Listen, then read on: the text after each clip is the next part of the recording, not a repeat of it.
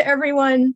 My name is Rebecca Ivanoff, and I'm the Seed Program Manager at the Ecological Farmers Association of Ontario. FAO, Ecological Farmers Association of Ontario. Je suis la coordonnatrice pour la région de l'Ontario pour l'initiative de la famille Bauta sur la sécurité des semences, l'IFBSS. Nous ne sommes pas rassemblés tous à un seul endroit aujourd'hui, mais je veux reconnaître que je suis ici et je travaille à Guelph en Ontario et on est sur les territoires traditionnels du Huron et de Mississauga du Crédit et ce qui est couvert par les traités 3 et je reconnais le rôle joué par les aînés des communautés autochtones à protéger tous ces territoires. Et je reconnais aussi les gardiens des semences. On vous encourage à apprendre plus sur les territoires sur lesquels vous vous trouvez. Et donc, on peut partager sur cela aussi dans le clavardage. Et j'ai appris beaucoup du travail incroyable des gens qui travaillent au sanctuaire et un programme aussi de revitaliser notre revitalizing our sustenance en anglais. Vous pouvez partager vos liens dans le chat, dans le clavardage.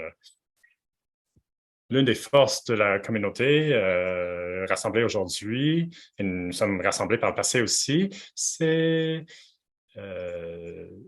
vous, les participants, et l'ouverture de vous, les participants et des présentateurs, des intervenants, et à partager vos histoires. Et cela dit, je veux vous rappeler que nous voulons cultiver du respect, la curiosité, l'inclusion. Et pour s'y faire, nous avons une liste d'accords que nous voulons suivre, que vous voyez à l'écran. Une chose qui n'est pas sur cette liste, mais que j'aimerais prêter de la conférence de l'Alliance des semences, c'est essayer de connecter et pas projeter. Si vous avez des idées de comment on peut créer des espaces plus sécures pour nous tous, n'hésitez pas à les partager. Comme on a dit, le webinaire est enregistré. Nous allons le partager en ligne plus tard. On va mettre en relief les gens qui présentent aujourd'hui et nous espérons que vous allez communiquer et discuter avec les participants aujourd'hui. Et c'est notre plaisir, en fait, de... Voici quelques façons que nous pouvons discuter et engager aujourd'hui. Si vous voulez vous présenter dans le chat, dans le clavardage, on veut savoir, connaître votre nom, là où vous êtes situé, une chose que vous faites pour la conservation des semences. Vous pouvez allumer votre écran, mais veuillez garder votre audio. Ne pas allumer votre micro si vous ne parlez pas.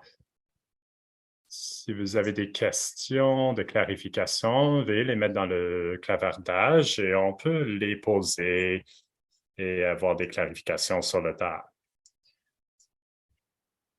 Pour ce faire, cliquez sur l'icône du clavardage chat dans la barre Zoom. Dans la partie de discussion, dans la deuxième partie du webinaire aujourd'hui, on aimerait que vous participiez à la discussion et comme toujours, vous pouvez s'y faire en posant des questions dans le chat ou en levant votre main, raise hand, et poser vos questions soit avec votre vidéo ou votre micro allumé. Et pour les questions qui sont dans le clavardage, on va les poser verbalement pour que tout le monde les entende. Et si vous êtes si vous avez votre vidéo, cliquez le bouton en bas de l'écran et le bouton raise hand, levez la main. Et cela va nous indiquer que vous avez une question à poser. Et une fois que c'est à votre tour, on va vous demander d'allumer votre micro et vous pourriez parler directement au présentateur. Si vous avez des difficultés pendant le webinaire aujourd'hui, pour la connectivité, si vous pouvez fermer votre vidéo, ça peut aider. Et si vous avez des questions, vous pouvez les poser à Tierra ou moi, Rebecca, et on va essayer de vous aider. Sans plus tarder, je veux vous souhaiter le bienvenue. Je suis Rebecca Ivanoff et j'aimerais vous souhaiter la bienvenue à ce webinaire. Je suis votre Moi et Rebecca, moi et Tierra Stokes en Alberta. On a 80 personnes qui sont avec nous aujourd'hui et bienvenue à tout le monde qui va nous écouter sur l'enregistrement aussi. Avec notre travail ici à l'IFBSS, l'initiative de la famille Bauta, on veut augmenter la quantité et la diversité des semences écologiques. Et les fermiers avec lesquels nous interageons sont tirés des deux bords. Ils veulent produire sur leur ferme. Et ce que nous voulons savoir maintenant, c'est est-ce qu'on a assez de place sur nos fermes pour conserver la biodiversité? On veut parler aussi de la conservation des semences et la biodiversité dans nos champs et dans nos jardins en conservant des semences, des variétés non commerciales et peu connues. Donc, on va écouter maintenant les méthodes que les gens utilisent pour conserver les semences sur leur ferme. Et nous allons entendre aussi des occasions pour nous tous et toutes de nous impliquer dans les programmes de conservation des semences et comment les agriculteurs et agricultrices participent dans ces types de programmes. Il y a des questions autour des spécificités autour de la conservation des semences, mais aujourd'hui, nous voulons nous assurer de regarder en fait comment nous pouvons intégrer la conservation des semences écologiques sur les fermes. Nous allons partager des ressources. Thierry va mettre dans le clavardage certaines ressources que vous pouvez peut-être consulter après. Je suis très contente de présenter maintenant nos 4 panélistes. Je vais passer dans les biographies. Peut-être je vais présenter les gens avant que vous présentez. Pour notre premier présentateur, Bob Wildfong, le directeur exécutif de Semences et Biodiversité du Canada. C'est un OBNL qui sont intéressés par la génétique, les gens qui sont intéressés par la génétique des semences biologiques et écologiques. Donc, je vais vous passer la parole, Bob. Merci, Rebecca. Je suis avec cette organisation qui est une organisme de conservation des semences, Seed of Diversity. Et je vais parler en premier lieu de ce qu'on veut dire par la conservation des semences. Ça arrive à différents niveaux, souvent c'est à petite échelle. Quand nous essayons de conserver les différentes variétés de plantes qui sont difficiles à trouver, nous avons quelques semences seulement, il faut que ça se passe à petite échelle. Il n'y a pas des quantités en vrac des variétés de ce type. Donc, notre travail se passe à ce niveau, à petite échelle. Et ça a un impact sur différentes personnes à différents niveaux, mais on peut y arriver même sur des petites parcelles de terre à conserver ces types de semences. Quand on parle de la sécurité des semences, la sécurité des semences, c'est la sécurité alimentaire. On connaît la sécurité alimentaire. La plupart des gens connaissent cela et on peut extrapoler pour la sécurité des semences. C'est similaire. Et quand on veut un système sécuritaire, on veut avoir en fait un approvisionnement fiable des types d'aliments qu'on veut manger quand on parle de sécurité alimentaire, et c'est en fait avoir un approvisionnement de semences écologiques. Et donc, la conservation, c'est vraiment la première étape dans cette sécurité des semences, parce que beaucoup de ce que nous cultivons dépend des choix que nous avons et de faire les bons choix. Peu importe votre situation, que ce soit les sols ou le climat ou le type de cuisine particulière. Donc, c'est les choix qui déterminent ce qu'on doit conserver. Donc, quand on conserve les génétiques, c'est ça qui est en jeu ici. Pendant les 100 dernières années, mais probablement 10 000 ans, quand il y a eu des changements dans les façons que les gens cultivaient ou les types d'aliments que nous mangions, on a changé les semences que nous cultivions. Donc, je vais regarder le passé pour vous donner une idée de la conservation des semences et ce que ça veut dire, mais il faut regarder le passé pour savoir qu'est-ce qu'on va faire pour le futur, en fait. C'est ce qui compte le plus. Et quand on regarde le passé, ben, on a vu beaucoup de changements dans les 100 dernières années par rapport à ce que les gens mangeaient il y a 100 ans. C'était très différent qu'aujourd'hui. Et chaque 20 ans environ, les systèmes de cultivation ont changé. Ce que nous mangeons a changé aussi et nous avons adapté à ces changements. Est-ce que vous croyez qu'il va y avoir des changements dans les 20 prochaines années? Oui, certainement.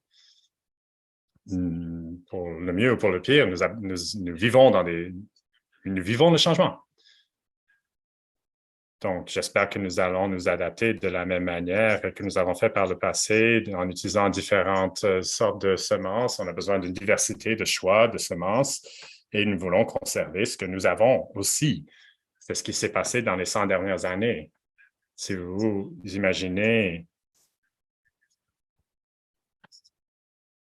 regardez ce qui est arrivé, ce qui s'est passé, les trois quarts de notre diversité de culture a été éteinte dans les 100 dernières années parce que là, les petits semenciers, les gens qui conservaient les semences dans leur région, on a changé vers en fait, un marché international et les semences sont devenues des marchandises et on a peu de choix maintenant par rapport à avant. On a seulement un quart des variétés que nous avions il y a 100 ans.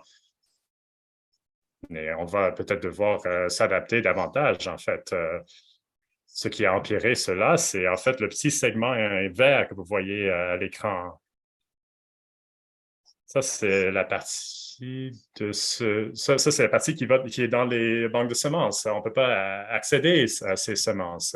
On a l'impression qu'il y a beaucoup de semences qui existent dans le monde, mais il y a plusieurs qu'on ne peut pas accéder. Et il y a tellement d'autres qu'on aurait pu toucher il y a 100 ans qui ont disparu aussi. Et donc, pour mettre cela, pour donner une graphique là, pour appuyer cela, voici quelques variétés que vous connaissez sûrement pour chaque 5 variétés de légumes que vous pouvez trouver facilement maintenant. Il y a toutes ces autres qui sont encore en existence, mais sont difficiles à trouver.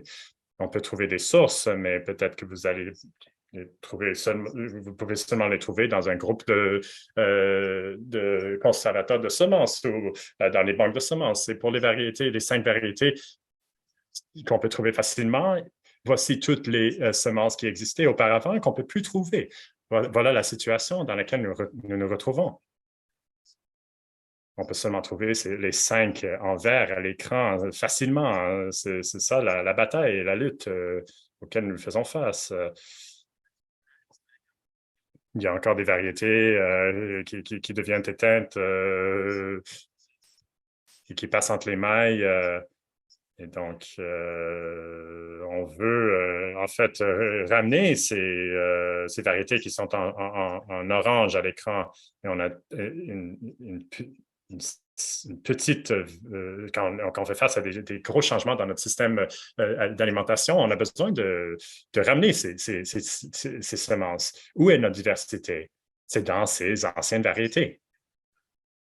Et nous ne pensons pas aux semences patrimoniales comme étant la grande majorité des variétés que nous avons, mais c'est vrai. Quand vous pensez au nombre de nouvelles variétés qui arrivent sur le marché chaque année, c'est peut-être, on peut les compter sur une main. On peut trouver des nouvelles variétés sur le marché tout le temps. Il semble avoir plusieurs, mais si vous les comptez et vous regardez combien d'anciennes variétés nous avons encore, probablement 80 à 90 des variétés commercialisées aujourd'hui sont des anciennes variétés. Donc, quand on parle de conservation des semences, on a l'impression qu'on essaie juste de rassembler toutes les variétés de patrimoine. Ce sont les occasions futur.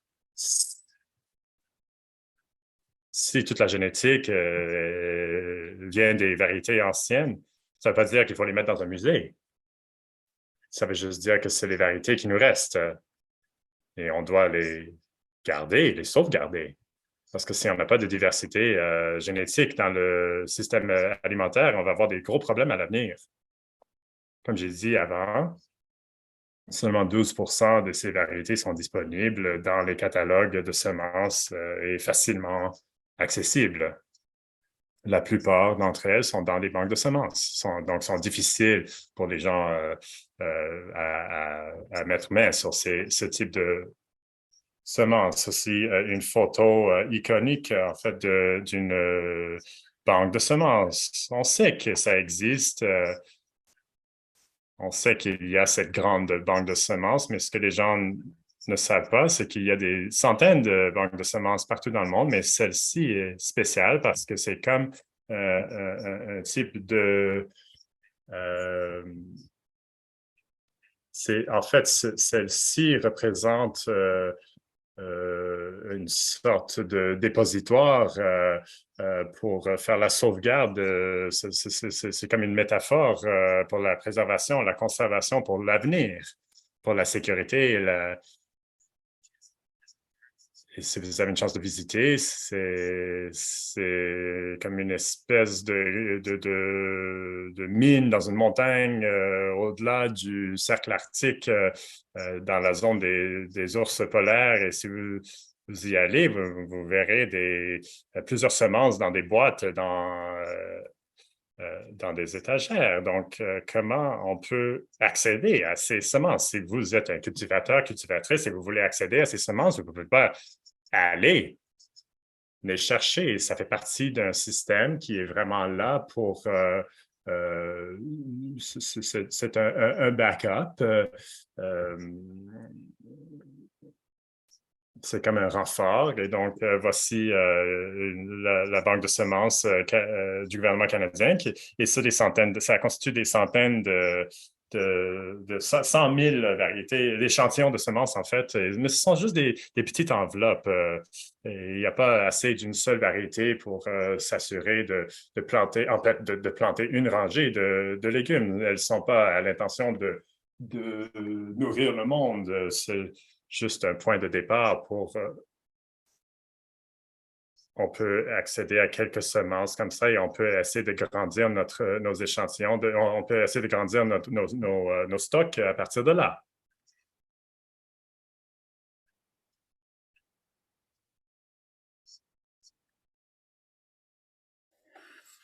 Ils n'ont même pas suffisamment de chaque variété afin de pouvoir les distribuer à davantage de gens, de personnes. Alors, c'est là où on consacre notre travail actif. Plutôt que de se tourner vers les banques de semences, on veut que davantage de gens poussent des semences, qu'ils les aient en possession sur leur terrain et qu'ils s'entrechangent les semences. Il y a des entreprises de semences que j'inclus là-dedans, les collectes de semences communautaires. Toute personne, agriculteur qui produit leur propre semences pour leur propre utilisation, mais où il y a un échange pour de l'argent ou gratuitement. Alors, cette collection plus élargie là a un plus grand potentiel de faire que les semences soient accessibles à vous et à moi. Et c'est là où nous consacrons la plupart de nos énergies en tant qu'énergisation. Semences du patrimoine est un pont en quelque sorte entre ces gens-là et le milieu des banques de semences. Si la banque de semences à la droite n'a qu'une petite enveloppe de chaque sorte de graines, ça signifie que vous et moi, on ne peut pas juste les acheter de la banque alimentaire. C'est pas comme acheter un paquet de graines. Ils n'ont qu'un seul paquet. Alors, la personne qui a quelque chose qu'on estime être une raison légitime pour accéder à la banque de semences peut obtenir un petit nombre de semences. Et là, ils vont en produire davantage pour leur fin. ils sont plutôt, ils ont l'esprit large en ce qui a trait à ces objectifs-là. Étant donné qu'il n'y a pas beaucoup d'inventaire, c'est pas pour la personne moyenne d'accéder à des banques, d'une banque alimentaire. Une des fonctions de semences du patrimoine, c'était d'accéder à ces graines-là au nom des cultivateurs. Plusieurs personnes qui ont été intéressées dans une variété pour une raison quelconque et n'ont pas pu obtenir une source de la variété. Mais nous savons que c'est dans une banque alimentaire de semences.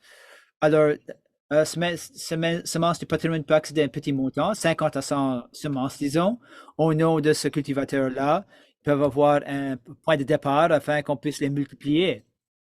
Et c'est une des choses que fait Semences du patrimoine. C'est une sorte de pont entre là où se retrouvent les semences dans les banques de semences et là où ils devraient être.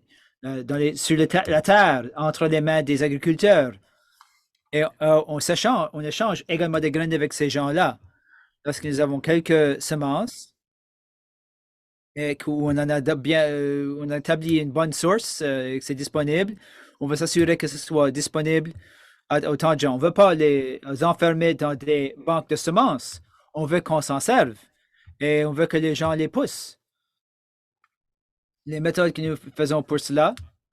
Alors, on va parler davantage d'une bibliothèque de semences. C'est une collection de semences. C'est une sauvegarde des graines, des semences que nous avons obtenues de nos membres qui poussent des semences, parfois des entreprises de semences, parfois des entreprises qui ont terminé la vente et d'une certaine variété et on obtient de leur dernière variété, dernière semence. Nous savons que c'est quand même des semences qui sont difficiles à trouver. On n'est pas intéressé à obtenir des semences qui sont faciles à obtenir. Moi, je suis intéressé à avoir des semences qui sont difficiles à obtenir et à faire qu'il y a au moins une autre place où on peut les obtenir. Nous encourageons nos membres de sauver les semences et les échanger entre eux. Nous avons un échange de semences. C'est le plus grand échange de semences au Canada. L'année dernière, nous avions 2400 différentes variétés, surtout des légumes, quelques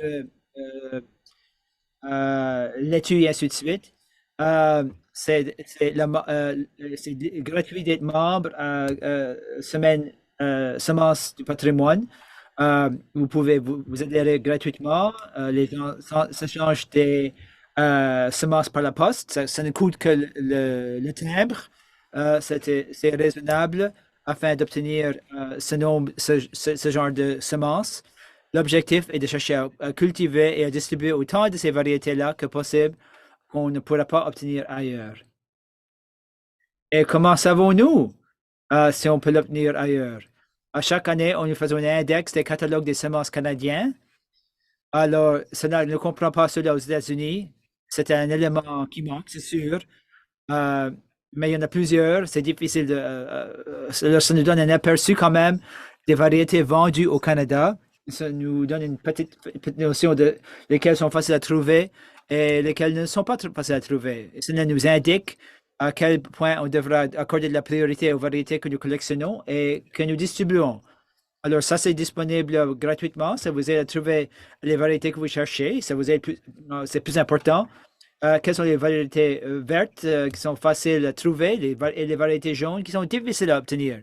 Si vous cherchez quelque chose à conserver, ce sont les variétés jaunes qui ont besoin de ce service-là. Je veux également vous parler un peu de la diversité qui existe, mais ce n'est pas forcément vieux. Je veux plutôt axer sur l'avenir que le passé. Et la situation que nous connaissons actuellement dans les variétés locales de semences qui nous sont disponibles. Voici un exemple de ce dont je parle. Nous savons qu'il y a environ 150 variétés de tomates qui ont été produites et créées au Canada. Peut-être que vous connaissez leur nom, mais j'ose dire que vous pouvez arriver à 150 noms. Et dans notre liste de semences, vous ne trouverez pas 150 listes de semences à tomates à vendre. Et voici un exemple d'un ensemble génétique qui devrait nous être très utile au Canada. Mais on ne peut pas l'obtenir, nous ne pouvons pas trouver ces variétés-là. Voici la raison. C'est que le système mondial de semences ne s'intéresse pas à fournir des variétés canadiennes. Nous sommes une minuscule partie du système alimentaire du point de vue des grandes entreprises de semences. Alors, lorsqu'on se rend à une grande entreprise de semences, même de taille moyenne, nous savons qu'elles ne poussent pas leurs propres semences. Ils font la vente des détails de graines qui sont produites à l'international par l'entremise de la vente en gros de semences. Ça signifie que les variétés ne riment pas avec le Canada. Ce sont des variétés qui sont surtout logiques dans une partie de l'Amérique du Nord qui a une période de croissance plus longue. Ce n'est pas ce qui n'est pas le Canada. La seule façon qu'on va accéder à des variétés canadiennes, cela existe, c'est si on les pousse au Canada afin de pouvoir les essayer de différentes façons, dans un climat qui change et des conditions de culture qui changent. Peut-être qu'on n'a pas essayé de les pousser de façon biologique, mais on ne les a pas tous testés de toutes les différentes façons qu'on pourra s'en servir. On ne peut pas perdre ces semences-là. Nous devons les préserver afin qu'on puisse les essayer et tirer parti de cela potentiellement à l'avenir. Je veux également terminer avec une considération dans le sens plus large en matière de conservation et diversité et de la sécurité des semences. Plusieurs de nos idées en ce qui a trait à comment nous choisissons les variétés que nous cultivons, comment on choisit les semences à préserver, ou même si on choisit les espèces et les récoltes. C'est une façon, cela relève d'une façon ancienne de songer à cela. L'excellence. Tout au cours du 20e siècle, on va trouver la meilleure patate, le meilleur pomme de terre, le meilleur blé, le meilleur ail, le meilleur haricot, tomate, la meilleure tomate. Voilà, on a déterminé la meilleure pomme de terre pour tout le Canada. On a encouragé que le monde pousse la même chose à travers le Canada. C'est tout à fait farfelu. Nous vivons actuellement de la météo imprévisible, un climat imprévisible. Au fur et à mesure que le changement climatique augmente, cette façon de penser-là, ça ne fonctionne plus. Nous ne cherchons plus ce qui est la meilleure pomme de terre ou le meilleur blé. Alors, non, c'est plutôt, quel est c'est quoi la combinaison de pommes de terre la plus résiliente? Quel est le type de blé, de groupe de blé qui pourra résister à la sécheresse ou à l'inondation? C'est ça le genre de notion de résilience que nous avons besoin pendant le 21e siècle, plutôt que chercher le meilleur. C'est c'est la façon de penser du 20e siècle. C'est pourquoi nous devons conserver ce que nous avons. Nous devons évaluer ce que nous avons selon un différent point de vue pour une complètement différente raison. Alors, si vous connaissez les semences du patrimoine, merci de votre soutien. Et sinon, consultez notre site web, c'est facile de trouver. C'est à semence.ca. Nous avons un échange de semences avec nos membres, c'est gratuit. Et vous pouvez trouver notre collection de sauvegarde de semences et l'index complet des catalogues de semences canadiens pour comprendre les variétés qui nous sont importantes et lesquelles sont faciles à trouver. Merci bien. Et je cède la parole à Rebecca. Ah, merci bien, Bob. Ça a vraiment aidé à faire une mise en contexte en ce qui a trait à l'histoire de la conservation et son importance. Et je vais vous partager des diapos ici. Je vais quand même vous dire que c'est très difficile d'obtenir des graines des banques de semences. Nous avons essayé pour faire des sélections pour la génétique. Le rôle que vous jouez est tellement important. Alors, ensuite, c'est Michelle Smith. Je vous souhaite la bienvenue, Michelle. Michelle a été une jardinière maréchale au Capitole depuis 30 ans. Elle a utilisé des semences à pollinisation libre. Elle a utilisé des façons de gérer les défis de sa biorégion sur son travail dans la ferme familiale. Elle mène plusieurs ateliers et elle est sur le CA de Semences du Patrimoine Canada. Elle représente également les producteurs alternatifs à la Fédération d'agriculture. Je vous cède donc la parole, Michel. Je pourrais passer d'une diapo à l'autre. Faites-moi signe quand vous voulez changer de diapo. C'est bien. Alors, je vais commencer. J'ai l'histoire qui sous-tend ce que Bob disait. J'apprécie énormément la présentation à la sécurité des semences qu'il vient de donner. L'histoire avec laquelle je vais commencer, c'était l'hiver de 2019-2020.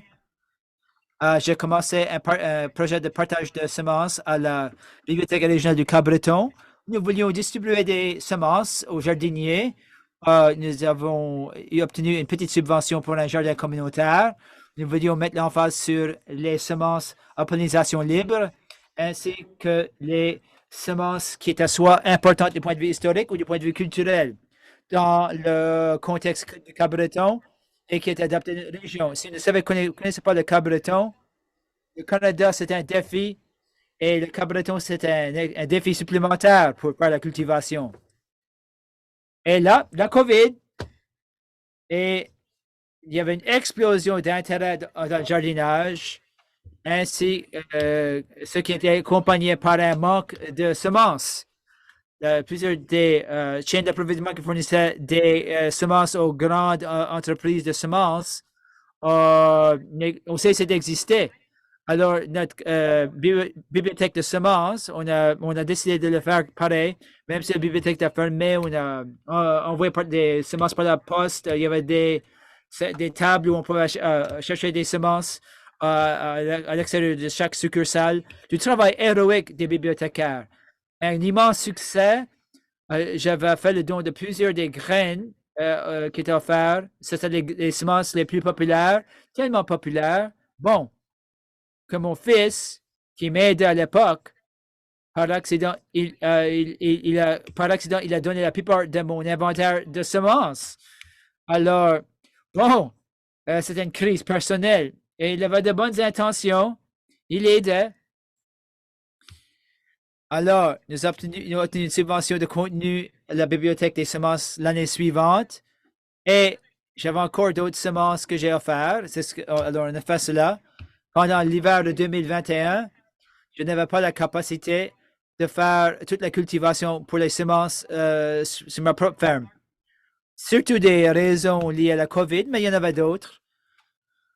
Alors, j'ai parlé aux propriétaires de la brasserie Big Spruce. Eux, ils avaient un grand jardin. Ils se demandaient quoi faire avec ce jardin-là. Ils plantaient de façon aléatoire depuis quelques années. Alors, je leur ai parlé. Je les ai convaincus de transformer un jardin de démonstration et un jardin pour la production de semences. Ce sont de bons amis. Alors, ils étaient prêts à faire ainsi. Alors, on a décidé de faire la cultivation pour les semences de 4 différents genres d'haricots et les 2 tomates qui avaient été les plus populaires et une courge. Et ce qu'on a décidé, c'est que celui-là, c'est Bayvert. C'est un haricot semi-vine. On pensait que c'était poussé par les Malécites et donné à la communauté acadienne. Alors, on voulait la pousser pour faire des chilis dans leur camion alimentaire. Nous voulions également redistribuer cela aux Premières Nations au Cap-Breton, notamment les Mi'kmaq. Les Mi'kmaq n'avaient pas une grande tradition en jardinage, mais il y a beaucoup de jardins communautaires et ils auraient peut-être eu un troc de ces haricots-là avant le contact européen. Mais pas certain, mais redonner ces projets de jardinage local dans les collectivités Mi'kmaq, Wecquacook, Eskasoni et Membertou, c'était un petit geste de redonner, un petit geste de réconciliation, disons. Ça nous a fait grand plaisir de pouvoir faire cela. Alors, on a beaucoup cultivé ces haricots-là. Prochaine diapo. On voulait également pousser ces 2 semences communautaires. Le Cap-Breton, comme vous le savez, avait la première collectivité multiculturelle au Canada lorsque des gens de partout au Canada, du monde, sont venus pour travailler dans les mines de charbon et dans l'acier, les aciéries à Sydney. À la droite, c'est les haricots Paul Ainetti. Ce n'est plus risqué. On l'a poussé à Big Spruce, ça va bien. Nous distribuons dans la bibliothèque des semences depuis. C'était apporté par la famille Ainetti en 1906. Ils sont venus de Bretagne en Italie. Ils ont apporté des semences avec eux et on m'a donné un échantillon de leurs graines, de leurs semences. À gauche, les Horchuk, les haricots Horchuk de l'Ukraine en 1902. Il y a des gens dans la collectivité qui sauvent les semences pendant plus de 100 ans, qui ont fait don des semences afin que je puisse commencer. Moi, je pousse cette variété-là depuis. Et là, nous redistribuons à la collectivité. Nous avons décidé sur le prochain haricot. Voilà, la Black Valentine. Ça, c'est en matière d'adaptabilité.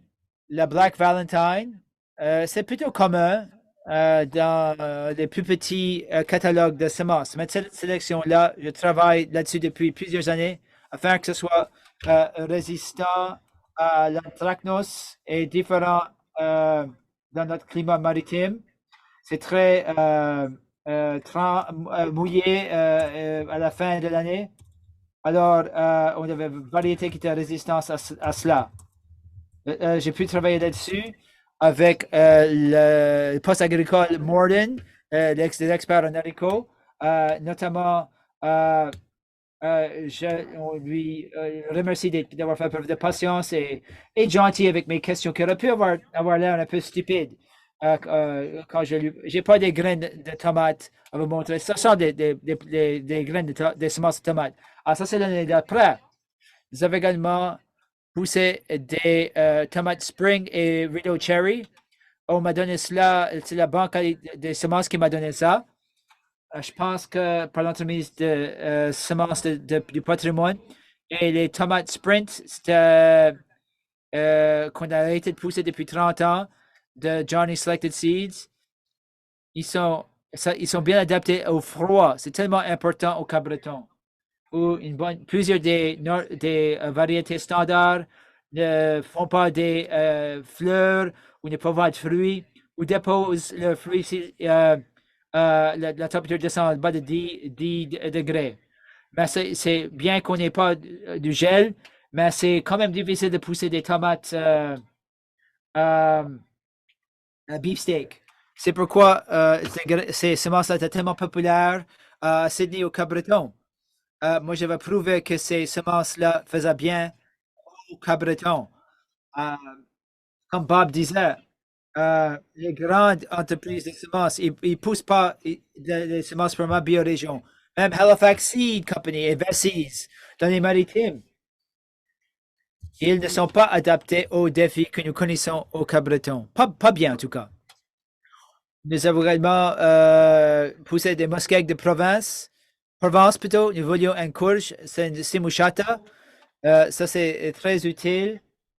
Tout le monde le connaît. Le washaka que les gens connaissent, c'est la courge au gabaronat. Mais il y a tellement d'autres washaka qui sont intéressants et qui ont bon goût. On a poussé le musqué de Provence qui a bien fait. Nous l'avons utilisé dans le camion alimentaire. Et c'est amusant à pousser. Ça se répand rapidement et les courges sont immenses. Alors, dans ce cas-ci, pour les tomates et les courges, j'ai fourni non seulement la semence, mais j'ai commencé les transplants pour eux aussi. Leur jardinier à temps plein faisait les herbages et la cultivation. Plus je deviens vieille, plus je trouve ça difficile. Alors, la seule chose que j'ai eu besoin de faire, c'est pointer. Ah, vous avez besoin d'amincir cela ou vous avez besoin de lever les mauvaises herbes de cela. Et c'était terminé une fois revenu. Alors, saison 2, c'était un succès à la bibliothèque des semences. Cette fois-là, nous avions énormément de graines pour la Horchak, l'Ainetti et le Sprint et le Rideau Cherry afin de les distribuer.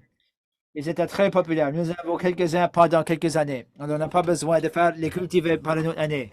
Jeremy White, le propriétaire de brasserie Big Spruce, et son épouse Mélanie, également propriétaire, évidemment.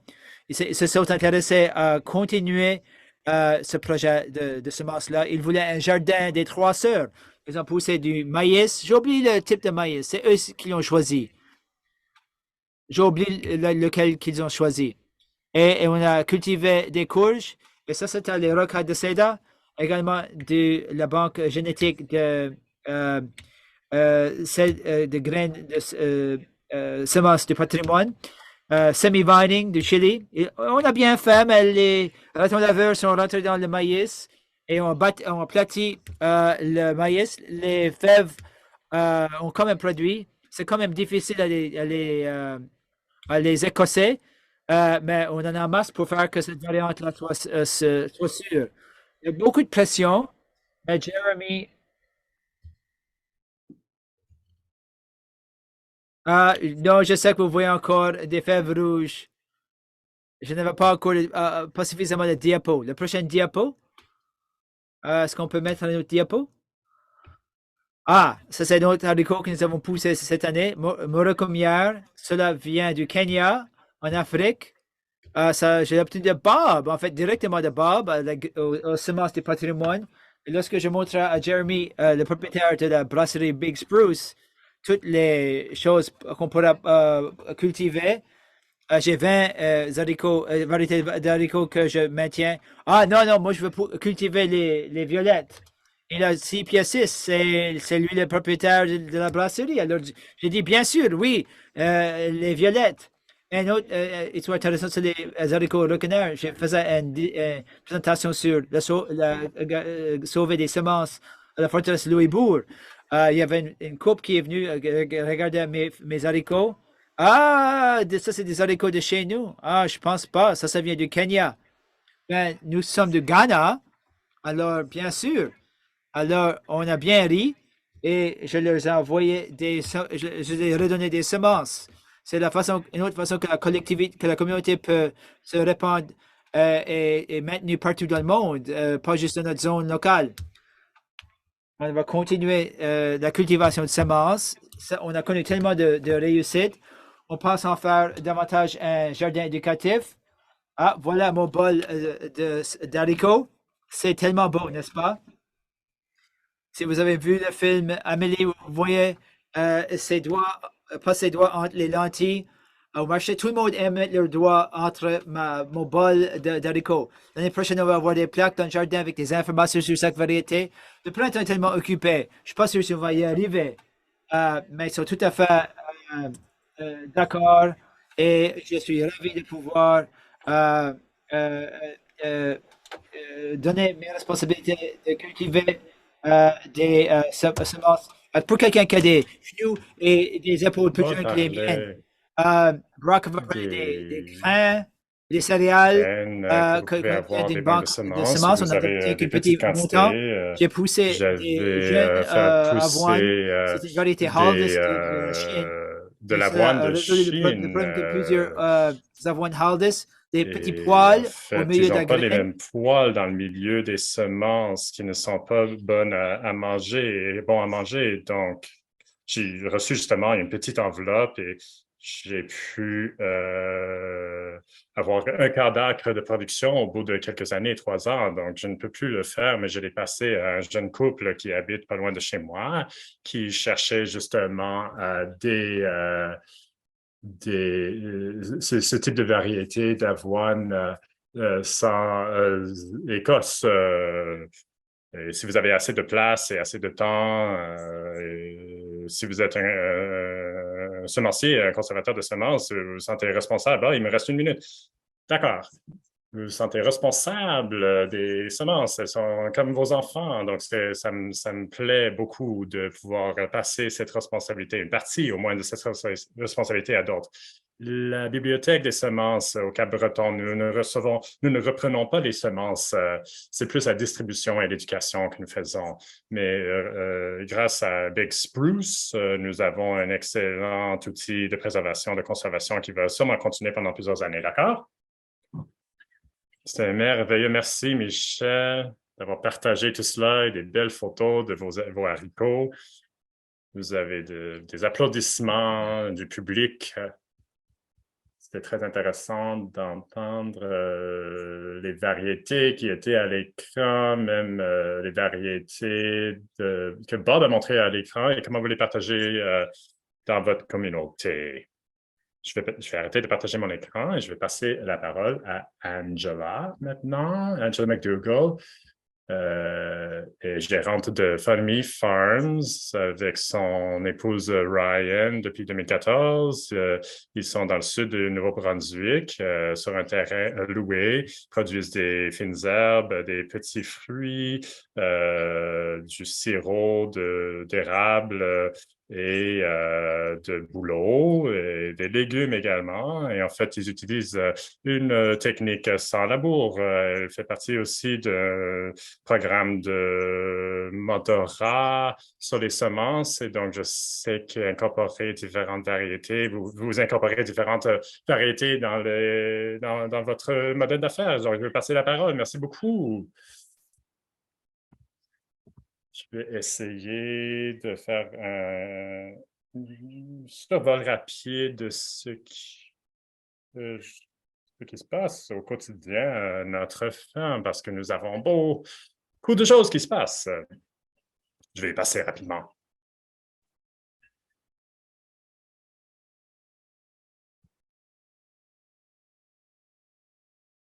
Voilà. Rapidement, nous avons commencé à produire des semences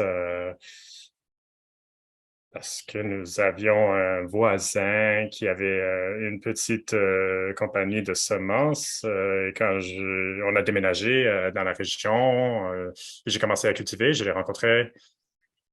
Et elle a commencé à me présenter la technique de conservation de semences. Donc, une partie, c'était de la curiosité sur quelle sorte de semences on pouvait conserver et lesquelles étaient les plus difficiles et les plus faciles à conserver dans notre climat froid. Une fois qu'on a commencé cette discussion, on s'est rendu compte à quel point c'était important de conserver nos vieilles variétés, comme on en perd, comme on a entendu auparavant. Après, l'accessibilité est devenue un enjeu, comme Bob a mentionné. Nous sommes une petite exploitation maraîchère et on voulait pouvoir continuer à produire des semences pour ne pas devoir aller chercher d'autres. Donc, on voulait utiliser en fait notre érablière, notre production de sirop d'érable comme troc pour pouvoir faire des échanges avec les gens, pour éviter de devoir avoir d'autres emplois sur la ferme. Donc, on voulait voir qu'est-ce qu'on pouvait faire pousser pendant la saison de l'automne et de l'hiver. Donc, on a commencé à faire pousser des différentes variétés d'haricots. Donc, on voulait avoir un mélange d'haricots qu'on pouvait vendre au marché de fermiers ou les vendre, par exemple, à la boulangerie locale. Et on a fait face à un problème. On ne pouvait pas trouver des sachets de semences assez grandes pour intégrer toutes ces différentes sortes d'haricots. Donc, on a commencé à très petite échelle et à chaque année, on a intégré une plus grande quantité de chaque variété. Donc, maintenant, on est à 10 ou 15 variétés dans les sachets. Et nous conservons environ 1 livre de chaque variété, donc 450 grammes environ. Accessibilité.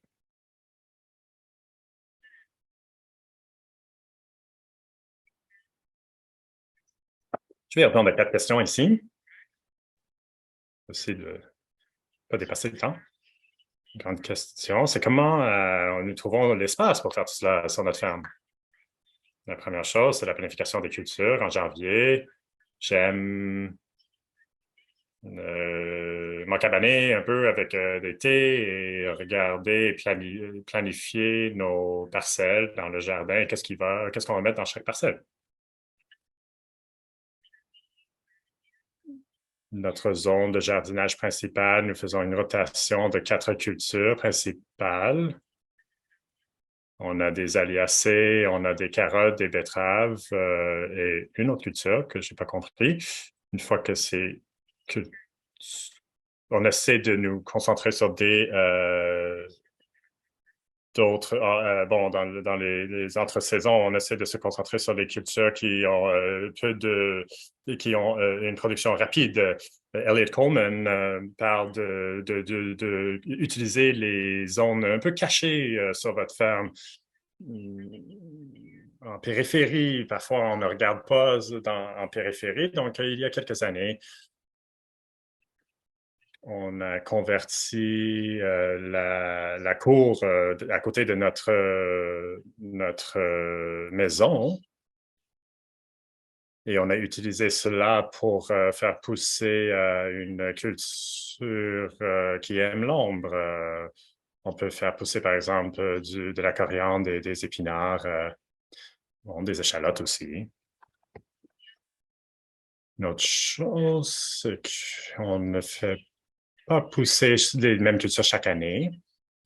Plusieurs des semences sont bonnes pour quelques années. Donc, on peut choisir nos rotations en fonction de... Et bon, prendre des pauses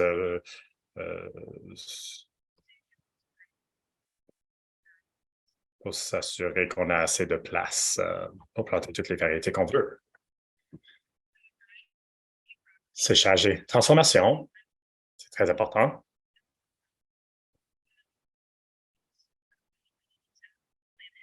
Il faut planifier à l'avance pour s'y faire.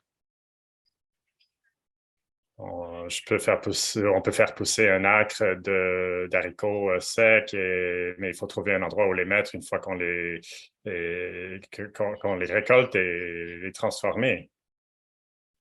On avait un problème cette année on avait plusieurs différentes cultures de tomates et c'est une question de où est-ce qu'on met les seaux en fait de tomates qui pourrissent. Donc, ce sont les types de problèmes auxquels on fait face chez nous. On a fait l'acquisition de... Bon, on avait un petit abri qu'on pouvait utiliser. On l'utilise l'hiver pour commencer nos semis, partir nos semis.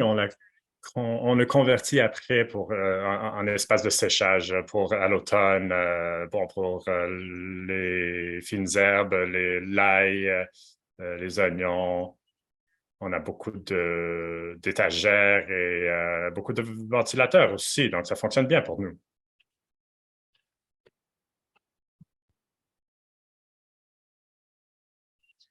Nous essayons de cultiver des cultures polyvalentes, non seulement pour les semences, mais on essaie de penser à ce qu'on va faire avec ces cultures après, à qui on peut le vendre, si c'est des choses un peu bizarres ou peu communs, les habaneros, les piments habaneros. Qu'est-ce que je vais faire avec tous ces habaneros? Je ne vais pas pouvoir toutes les vendre au marché des fermiers, mais peut-être que je peux les vendre à un ami qui a aussi un kiosque.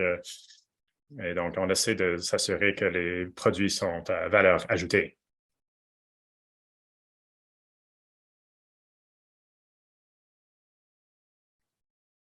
J'ai mentionné la rotation des cultures déjà. C'est important de ne pas faire cultiver les mêmes choses aux mêmes endroits chaque année. Au Nouveau-Brunswick, même si on a des hivers très froids, on a quand même des pestes et des maladies qui ne meurent pas l'hiver.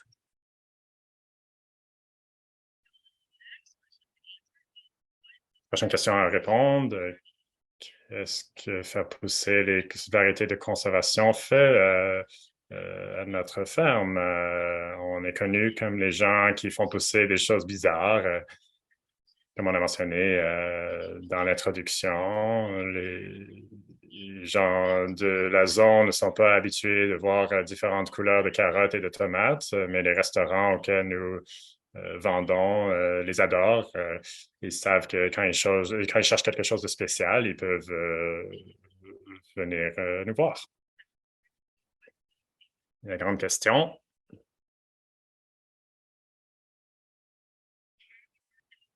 comment commercialiser toutes les choses que nous cultivons de nos variétés de conservation. Une chose, c'est l'éducation. On fait des événements. On sert des aliments aux gens et ils peuvent revenir après au marché des fermiers et nous demander « Ah, ben c'est quoi cette courge que nous avons mangée? On aimerait la voir. » On fait aussi des réseaux sociaux. On partage des recettes, des aliments, des recettes que nous découvrons. On a des affiches aussi qu'on amène au marché. Et ça décrit comment planter et conserver différentes cultures. Nous avons aussi des sachets. On a 4 mélanges d'haricots que nous vendons aussi à notre kiosque au marché des fermiers et dans à différentes boutiques de la région.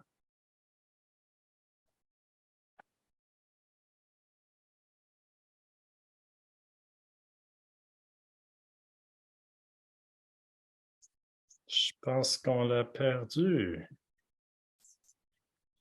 Parfois, c'est l'Internet dans les zones rurales. Peut-être qu'elle a perdu sa connexion. Peut-être on va l'inviter après. Et s'il y a d'autres commentaires à faire, mais je vais introduire Angie Cockney qui va prendre la relève. Elle, comme vous le savez sûrement, elle est la coordonnatrice pour Seeds of Diversity, la bibliothèque de semences. Et ils font aussi la production de semences. Elle est aussi une cultivatrice incroyable. Ils ont des légumes. Ils ont une ferme qui s'appelle Fertile Ground, terre fertile, et sa ferme est elle fait de la conservation de semences pour justement la bibliothèque et ils font aussi des essais pour le FAO.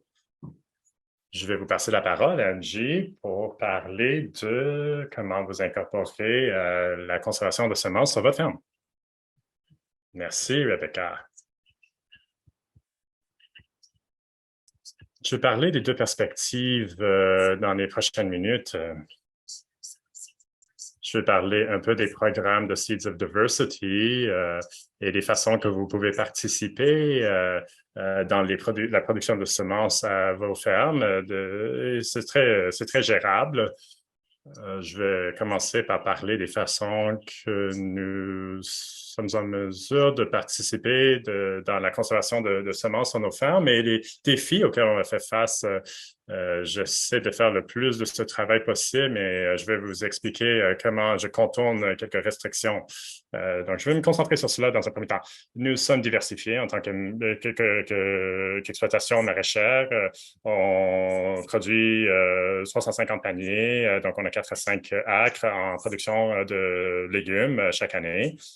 Et donc, on est vraiment panier communautaire classique. Donc, on a vraiment plusieurs familles et variétés de légumes et beaucoup de pollinisation croisée possible, donc beaucoup de complications possibles. Et donc, travailler sur la conservation des semences et utiliser les distances d'isolement et l'intégrer dans la complexité de cette opération, cette exploitation maraîchère qui est quand même assez complexe. Donc, conserver les semences pour pour l'utilisation sur notre ferme n'est pas quelque chose que nous avons fait beaucoup, mais je vais parler de quelques variétés qu'on a conservées pour cela. On essaie d'incorporer le plus de conservation de semences et on essaie d'avoir des colloques sur la conservation de semences sur la ferme. Donc, c'est un peu différent de ce que Angela vient de dire. On essaie d'incorporer les variétés que nous conservons dans la production la production des légumes sur la ferme, c'est trop difficile. On ne peut pas avoir des distances d'isolement. On peut perdre le fil parce qu'on sait qu'on ne va pas les cultiver pour les vendre l'été. Donc, c'est ça la réalité économique et c'est difficile de faire tout cela dans ce modèle de capitalisme. Donc, ce que on a trouvé, c'est de créer des parcelles mélangées avec un mélange de laitue, de tomates et intégrer des haricots et des différentes cultures. Et on essaie d'utiliser justement des cultures qui ont des distances d'isolement dans cette optique de 2 à 4 acres de production. C'est le plus utile. Donc, on essaie d'éviter, par exemple, la plupart par exemple, des cultures comme les piments ou les concombres qui n'ont pas des distances d'isolement très petites. Donc, ils deviennent des îlots, des parcelles mélangées. On essaie d'intégrer, en fait, de l'irrigation. Et dans le milieu du bloc de courgettes, on sait qu'on ne va pas conserver les cucurbitacées. Donc, on va mettre une parcelle mélangée dans le milieu parce qu'on sait que les tomates sont assez loin. Et c'est une approche qui a fonctionné assez bien pour nous. Ce qui fonctionne bien aussi, c'est que Bob vient et fait la plupart de la gestion sur ces parcelles et nous avons pu nous concentrer sur la préparation des rangées et l'irrigation. Et Bob vient gérer les cultures et il fait la récolte aussi. Donc, c'est un partenariat qui fonctionnait bien pour nous, même si ils ne travaillent pas dans la même région que le siège social de Caesar Diversity. Il y a beaucoup de gens qui ont des partenaires dans leur clientèle ou des voisins ou qui connaissent des jardiniers locaux qui peuvent peut-être entreprendre ce type de projet. Donc, c'est incroyable la quantité de semences qu'on peut conserver dans une rangée de 200 pieds, 60 mètres. Donc, on n'a pas besoin d'avoir des quantités gigantesques de toute façon. C'est l'une des façons que nous avons créé des partenariats et nous pouvons donner de l'espace, mais on ne peut pas faire tout le travail sur chaque culture. Donc, on va essayer d'intégrer différentes choses dans ces rangées. Michel en a mentionné, c'est les tomates cerises, une variété que je vous ai envoyée, Michel, il y a 10 ans environ, quand on essayait de déceler le mystère derrière certaines tomates cerises dans la bibliothèque de semences. C'est une excellente variété, très délicieuse et sucrée. Donc, j'ai volé en fait de la bibliothèque. Désolé.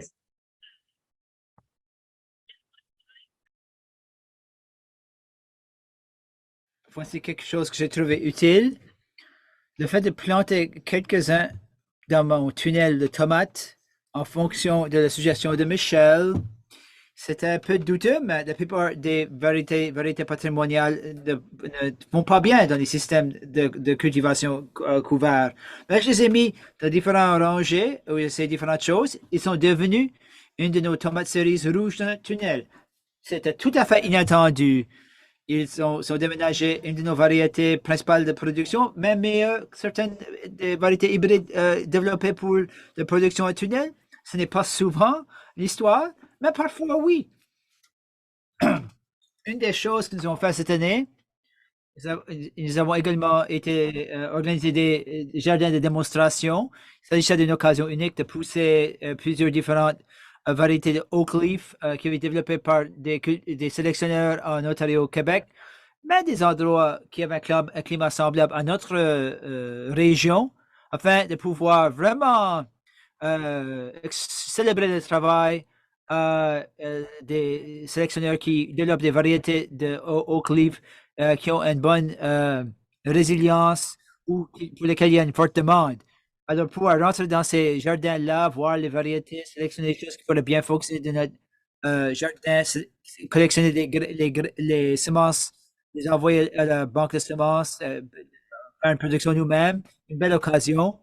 Je vous dirais qu'il y avait une énorme courge appelée Lofthouse Susquehanna. une variété cohérente du point de vue visuel, avec une moyenne de 6 livres et jusqu'à 15 livres. J'ai à peine regardé cela. Il n'y a aucune maison qui veut une courge de 15 livres. Cherche des courges compactes qu'on peut transporter à 350 à la fois sans remplir un U-Haul. Mais un chef avec lequel nous avons une relation s'intéressait à essayer des variétés intéressantes.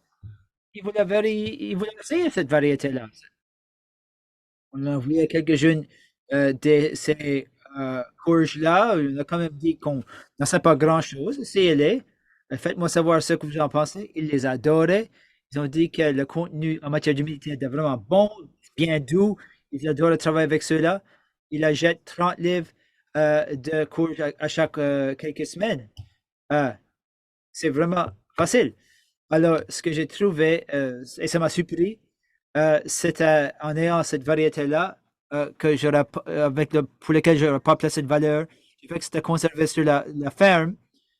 J'ai trouvé un autre marché et j'ai fait qu'un chef soit content. Et on l'a fait cuire chez Rebecca hier soir. Tellement délicieux. Je vais continuer de les pousser, même si ça ne correspond pas au modèle de l'agriculture soutenue par la collectivité. Voilà quelques-unes des surprises que je n'ai pas connues. Du simple fait d'avoir poussé certaines choses ici et là. Et j'aime bien ce que Anton dit, c'est la curiosité. J'ai trouvé que la curiosité peut mener à des découvertes.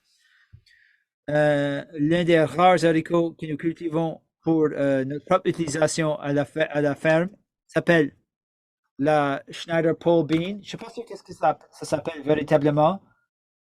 Ma propriétaire, une femme géniale qui est venue au Canada comme enfant et qui habite sur le même chemin comme moi pendant toute sa vie, elle avait poussé ces haricots-là depuis 20 ans. Elle a dit, ah, c'est les meilleurs haricots. Si vous commencez à ingénierie, c'est un must. Vous devez les pousser. Merci pour la terre, je vais les pousser. Je n'avais jamais poussé des haricots à rame auparavant. Si on n'avait pas encouragé sans sentir responsable de sauver des semences, peut-être que j'aurais pas pu.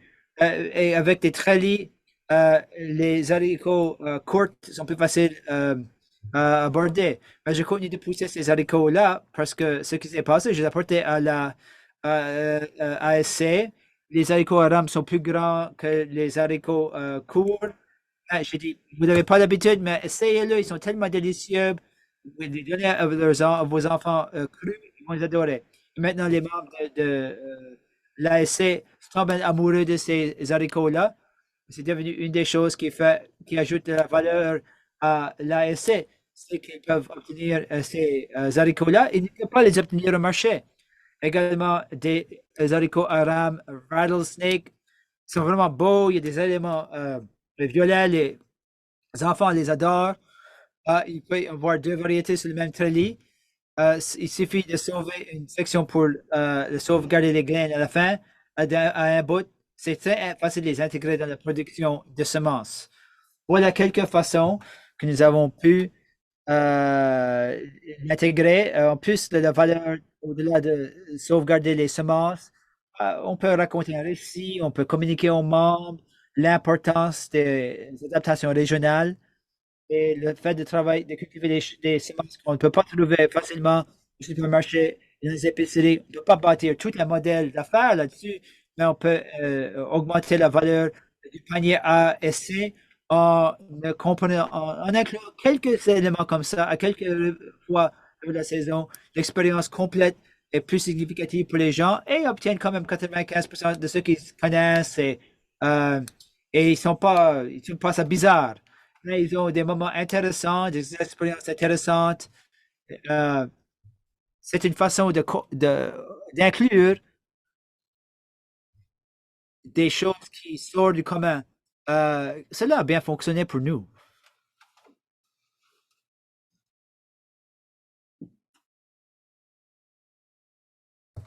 une des choses que ça serait utile pour nous de se rappeler comme cultivateurs, sauvegarder les semences n'est qu'une des façons que l'on peut avoir une participation significative à la biodiversité des semences et la conservation de la biodiversité et la protection. Le simple fait de cultiver une variété sans la capacité de sauver une semence a un énorme impact. Alors, chercher des semences dans un catalogue de semences d'une entreprise régionale et d'acheter des semences pour inclure dans un ensemble de variétés que vous cultivez, et inclure ces variétés-là, qu'on ne va pas sauver, mais vous consacrez de l'argent au système des semences qui ne soutient pas les hybrides, les variétés hybrides communes qui vont continuer d'être un élément fondamental de votre production. C'est une façon d'ajouter de l'argent pour les cultivateurs pour l'aider à continuer de produire et améliorer ces graines-là, ces semences-là. Parfois, ils ne sont pas disponibles d'une taille d'un paquet qui est disponible, utile. On va essayer de trouver une façon de les inclure. Parfois, avec les variétés que nous cultivons à partir des transplants, là où un plus petit montant de semences est utile, on va mettre les pois oak avec les hybrides qu'on connaît bien. Parfois, ça ne marche pas, mais souvent, on va trouver quelque chose qui marche très bien. Une autre chose que nous avons pu faire, c'est de cultiver les variétés pour notre ventre de plants, alors que les autres puissent les pousser. Alors, de pousser des semis, c'est une autre marge pour nous, c'est de la valeur, les semences sont dans la collectivité et les autres ont des expériences de faire pousser ces variétés. On peut acheter quelques paquets uniquement et c'est quand même, il y a une certaine valeur économique. Voilà quelques idées. Alors, je vais rapidement mettre quelques diapos à l'écran pour vous parler de certaines choses en matière de semences de patrimoine. Je pense que c'est parce que pour les questions, je cherche maintenant à partager mon écran. Je suis plutôt lent ici. Voilà, vous devriez le voir maintenant. Alors, c'est un aperçu rapide des jardins d'essai de cette année. Vous pouvez voir combien de choses qui peuvent rentrer dans une petite espace, 30 pieds de distance pour faire la sauvegarde de semences. Semences du patrimoine. Bob va parler de la banque des semences déjà. Voici quelques différentes façons que les gens peuvent participer aux productions de semences. Nous avons eu trois productions de semences communautaires. L'un, c'est le défi de conserver une variété rare. Cela encourage les gens qui sont des membres de Semences du patrimoine de regarder dans l'échange de semences, regarder une variété où il y a un seul cultivateur à travers le pays, le demander, le cultiver, le produire et le remettre dans la banque de semences. Cela double le nombre de graines de semences qui est disponible pour cette variété-là. Voilà un de nos projets. On va continuer de faire ce projet-là chaque année. Il y en a un autre, c'est conserver une ancienne semence. Toutes les haricots et les tomates qui sont dans la banque depuis bien longtemps. On ne peut pas les tester avec la germination. On en a que peu. Poussez-les et renvoyez-les. C'était une belle façon. Et parlez-nous-en. Parfois, nous avons des variétés dans la bibliothèque que nous ne connaissons pas. Les haricots et les tomates sont tellement faciles à pousser. Et nous avions quelque chose un peu plus complexe, un projet un peu plus compliqué, où nous avons travaillé sur faire la sélection pour les séries de terre qui est plus en longueur, en hauteur. C'est la deuxième saison où les gens font les sélections, on voit les semences, on les rassemble, il y a des améliorations d'une année à l'autre et on continue d'envoyer la semence. Voilà les productions de semences communautaires et nous cherchons toujours des cultivateurs qui vont pousser des variétés dans la banque des semences qu'on identifie comme étant nos priorités pour sauvegarder les semences. Ce qui nous pose le plus de difficultés pour trouver des cultivateurs, ce sont des céréales. Nous avons plusieurs euh, semenciers qui ont beaucoup de difficultés avec les accords. On n'a pas besoin de pousser beaucoup de grains, c'est quand même simple. Quelqu'un qui a une propriété avec un peu plus d'espace, ça peut nous être tellement précieux pour faire la production de semences pour la banque de graines. Et les biens annuels sont tellement difficiles, ça prend une plus grande taille de population, il faut les entreposer pendant l'hiver. C'est très difficile de trouver des semenciers qui peuvent nous offrir cela. Voilà deux des aliments difficiles pour nous. Les brassicas, également très difficiles, étant donné les distances d'isolement et la taille de la population. Voilà. Voilà quelques-unes des façons que si vous êtes intéressé à participer, de faire quelques productions de semences pour nous vous introduire de nouvelles variétés dans vos opérations, on peut faire cela.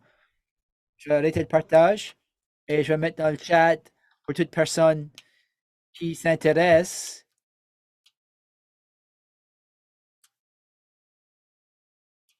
Qui s'intéresse à participer aux productions de semences. Voilà, le courriel est dans le chat. growers@seed.ca et on pourra vous faire vous rejoindre avec ces programmes-là. Alors, on va laisser le temps pour cela. Pour les questions, Angela, voulais-tu faire d'autres commentaires? Et là, lorsque vous êtes terminé, peut-être que Michel et Bob pourront se joindre à Angie et on pourra tous discuter ensemble. Certainement. Un instant.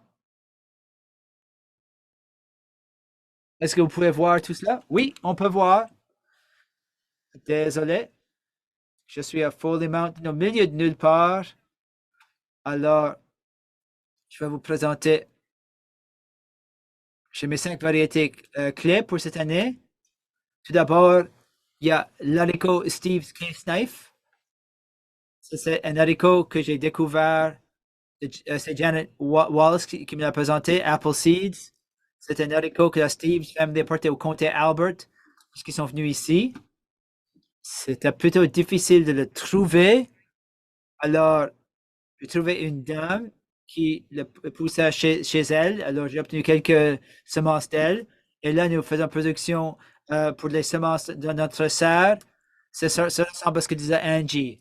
Tous les haricots que nous faisons à l'extérieur parce que ce sont des haricots nains. On utilise celui-là. Ça fonctionne bien pour nous. Et on peut garder cette variété-là en existence. Nous le vendons au marché, marché des maraîchers.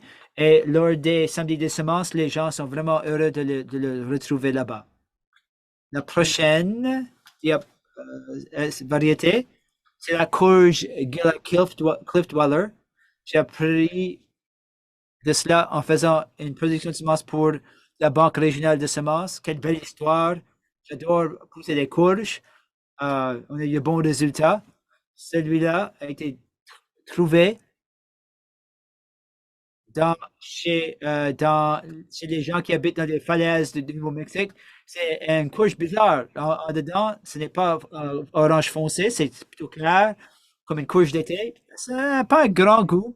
C'est vraiment amusant, c'est immense, ça se sèche bien, ça s'entrepose bien. Et comme Angie disait, là, on a trouvé un chef pour s'en servir. On a trouvé un restaurant avec qui travailler et lui, il a commencé à le mettre sur le menu en tant que soupe. Ah, ceci, c'est la carotte Pusacita, une carotte noire. J'ai oublié d'où j'ai obtenu la graine d'emblée, mais c'est très bizarre. C'est plein de bosses et de cheveux. C'est pas très beau, c'est plutôt laid, mais Encore une fois, nous l'entreposons pendant tout l'hiver. C'est amusant à faire cuire avec cela. Le noir, ça s'infiltre un peu partout. Les chefs l'aiment bien, c'est différent et c'est amusant à porter au marché pour montrer aux gens et faire que les gens les essaient.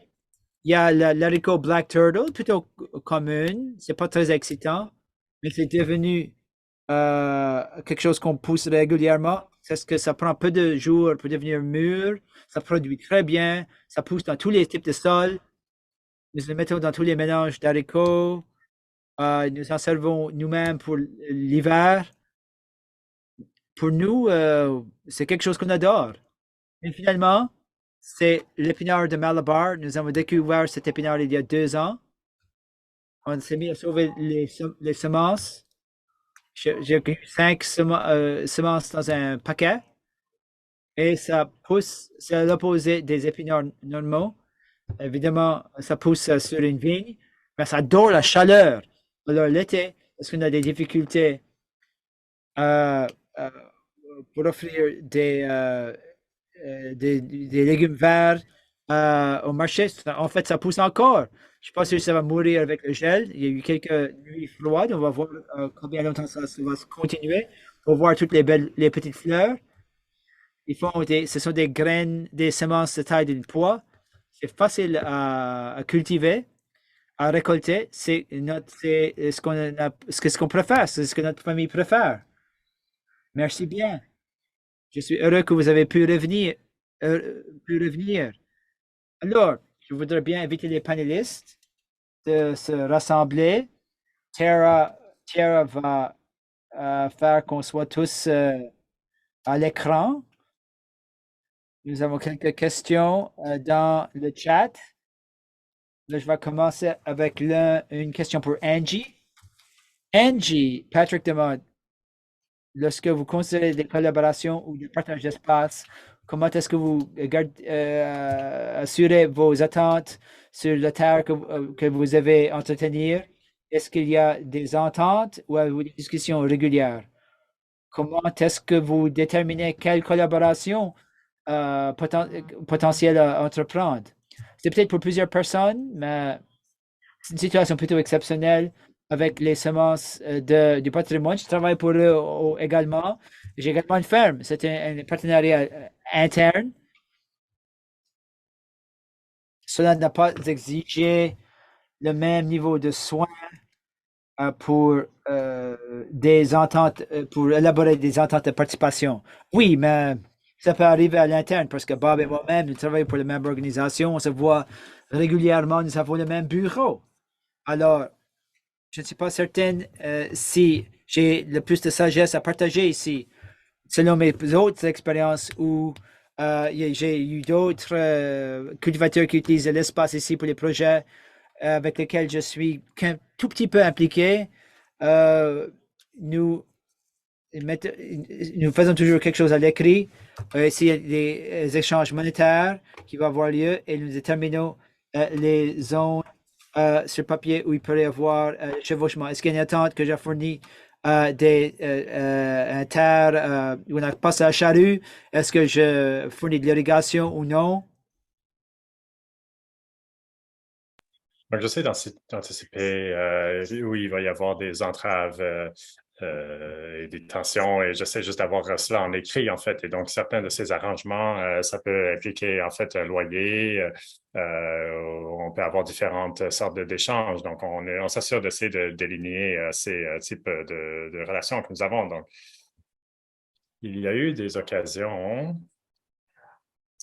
où j'ai voulu faire pousser, par exemple, des courges. J'ai donné les plans, les transplants à mes voisins ou mes partenaires pour s'assurer qu'il n'y ait pas de pollinisation croisée. Et j'étais vraiment content de voir, Angela, que vous aviez fait pousser la sorte de courge que vous avez montré à l'écran. Je pense que les semences sont venues de moi, en fait. C'est une autre production épique que vous avez faite. Je les appelais Butch parce qu'elles étaient tellement énormes. Il y a une question de Jocelyn, et peut-être qu'on a déjà parlé, Angie, mais des façons dont vous rejoignez les fermes biologiques qui veulent aider, à part le courriel que vous avez mis dans le clavardage, est-ce qu'il y a d'autres avenues que vous utilisez pour rejoindre les autres agriculteurs? Oui, on a un partenaire comme le FAO pour s'assurer que les autres, ils sortent en fait l'information dans leurs infolettres. On a une infolette nous-mêmes aussi, on a des informations sur notre site web, mais c'est difficile de rejoindre des cultivateurs qui sont à l'échelle de grandes fermes. On aimerait avoir ces connexions. On avait un réseau de producteurs de semences avec lesquels on travaillait à l'époque, mais malheureusement, il y a quelques années, cela a pris fin. Donc, on a eu des connexions à travers ce programme. Donc, la meilleure façon, c'est vraiment de nous rejoindre au courriel que j'ai mis dans le chat, growers. Voilà, le courriel. Donc, je vais essayer de vous mettre en contact et de mettre en lien les besoins et vous demander de faire produire ce qui est logique. On invite les gens à continuer à poser des questions dans le chat. Il y a une question qui est rentrée au niveau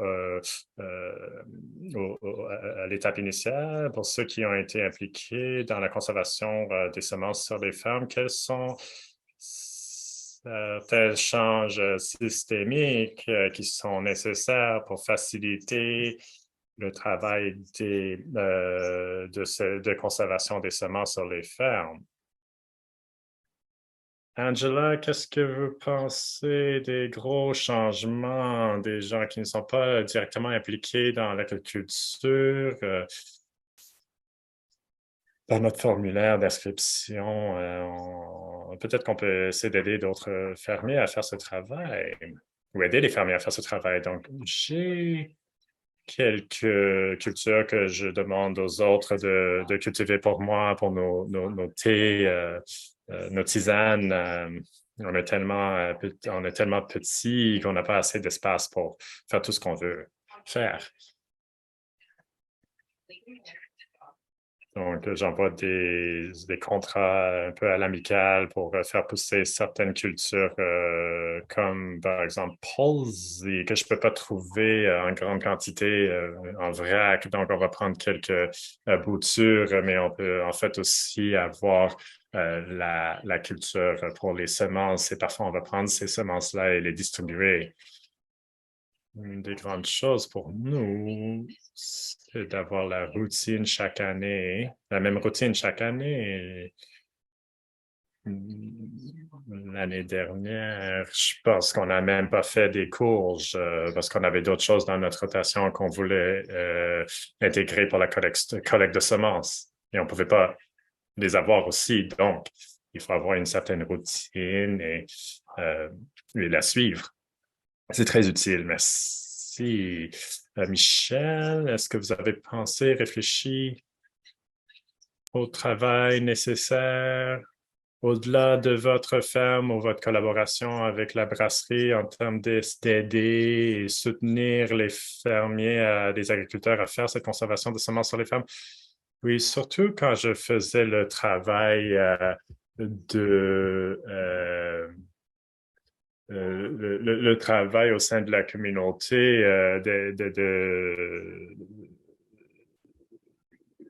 on a pu aider les gens à intégrer les semences, la production de semences dans leur travail régulier aux fermes. Ça, c'est très essentiel. Il y a un groupe sous Sainte-Marie de Ménonites, d'agriculteurs Ménonites avec lesquels je fais affaire encore. Donc, c'est juste une question de distribuer les semences et les mettre entre les mains des agriculteurs, surtout celles qui posent des défis. J'admire beaucoup tout ce que Angie fait, mais l'irrigation, ce n'est pas un problème pour nous. C'est les ouragans et les inondations et le vent et les gels hâtifs, ces zones marginales de culture peuvent donner lieu à des variétés qui ne vont pas peut-être performer au même standard des hybrides, mais elles produisent quand même dans ces zones difficiles et les cultivateurs vont les utiliser, ils vont les incorporer. Ce sont des mots de sagesse.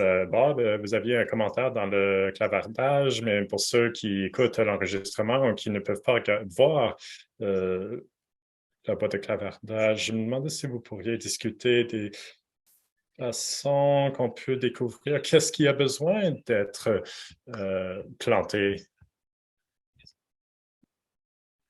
Parfois, j'ai mentionné qu'il y a des variétés qui existent, mais qui sont difficiles à trouver. On a besoin, en fait, de gens qui peuvent produire davantage de ces types de semences. Et j'essaie d'être aussi transparent et accessible en termes du processus. Vous pouvez le faire exactement de la même façon que moi. Et nous avons une liste de tous les catalogues de semences au Canada, toutes les variétés et un échange de semences.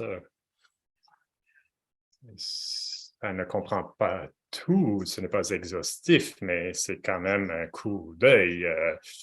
C'est un survol, donc vous pouvez voir sur le site web Seed Finder et trouver des variétés qui sont disponibles seulement d'une seule source. C'est une bonne indication que c'est une variété qui pourrait disparaître s'il n'y a pas de gens qui les produisent. Donc, si on la perd, personne ne va pouvoir l'accéder. Donc, acheter ces types de semences et essayer de les conserver davantage. Et si tout le monde fait cela, on va tous participer à la conservation. J'ai participé à l'essai de variétés rares. C'était très intéressant de passer par ce répertoire, de voir des variétés en fait qui étaient cultivées par une seule personne en termes de la production pour la bibliothèque de semences, qui est essentielle parce qu'il faut adapter les semences à notre climat qui change. Peggy avait une excellente question pour Angie et je sais qu'on a répondu dans le chat, dans le clavardage, mais on parlait justement de la capacité en tant que producteur, productrice de demander une variété ou une culture particulière qui pourrait rentrer dans leur système. Est-ce que vous voulez parler de cela, aborder cela, Angie? Nous avons plusieurs producteurs et plusieurs variétés qui ont besoin d'être produites chaque année.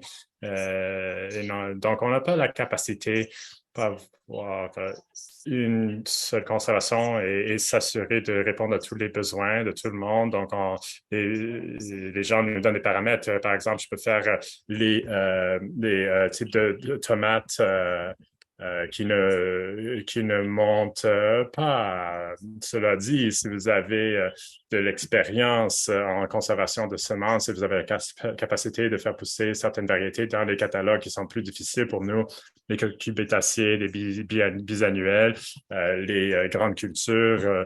Et si vous pouvez me contacter avant Noël, il y a un peu de temps pour s'échanger et découvrir un peu plus sur ce qui vous intéresse et voir si on a des variétés qui peuvent combler ce besoin.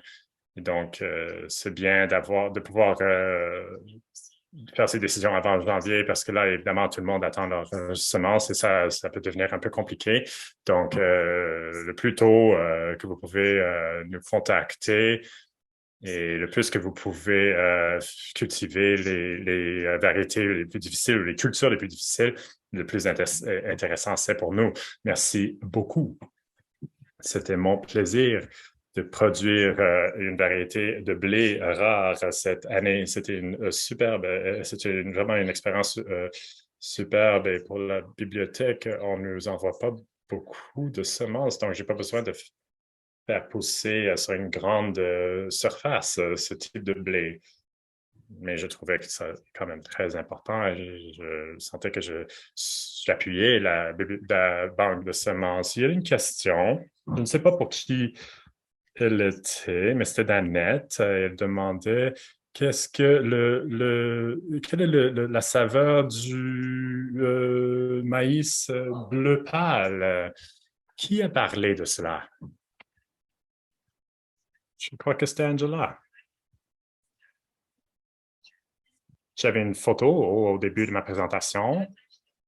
C'est un popcorn, un maïs soufflé, une variété de maïs soufflé. Et quel est son nom? Je l'ai eu il y a quelques années. Hoppy Blue, peut-être? Je ne suis pas sûr. Très chouette.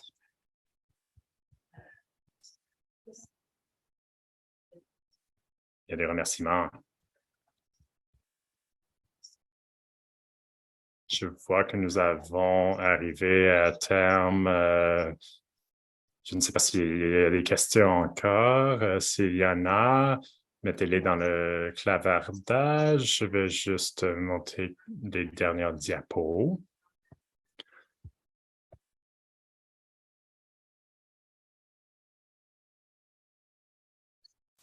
Mon Internet est très lent aujourd'hui.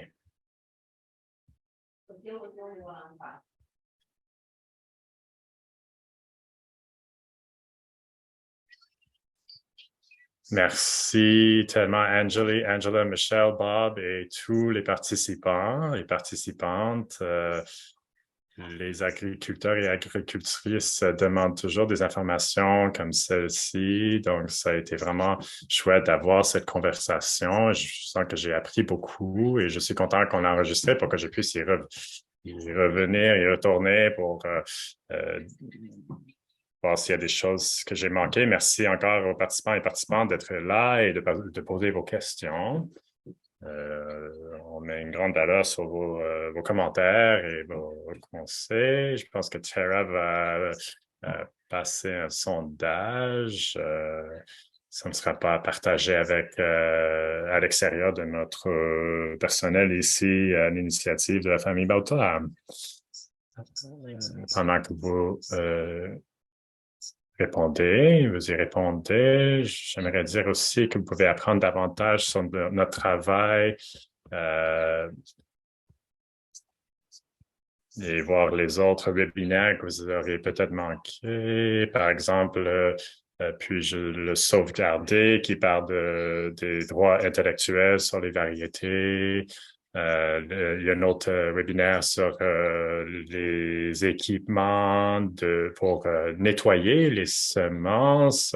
Et Angela en a parlé pour les variétés d'haricots qu'elle cultive sur sa ferme. Donc, ces webinaires sont sur le canal YouTube de Seed Change. Donc, sur cela, j'aimerais vous remercier encore une fois. Il y a eu tellement de commentaires positifs dans le chat, le clavardage, et ça a été inspiré, c'était inspirant